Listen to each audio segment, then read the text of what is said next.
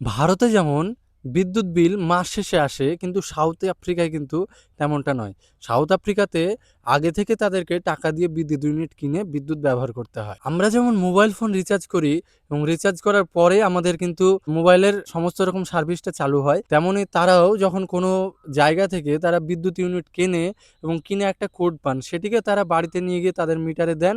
সেই কোডটি দেওয়ার পরেই তাদের কিন্তু আবার বিদ্যুৎ পুনরায় চালু হয়। তাছাড়া তাদের ওখানে পোস্টপেড মাধ্যমটা আছে, কিন্তু সেটা কিছু কিছু বাণিজ্যর ক্ষেত্রে অথবা ব্যাংকের সার্ভিস বা অন্যান্য দোকান ব্যবসায় অথবা কোনো অফিসিয়াল কাজের জন্য তাদের পোস্টপেড বিলটা কার্যকর করা হয়। এবার হয়তো আপনারা জানতে চাইবেন তারা বিল দেয় কোথায় বা বিদ্যুৎ ইউনিটটা কোথা থেকে কেনে।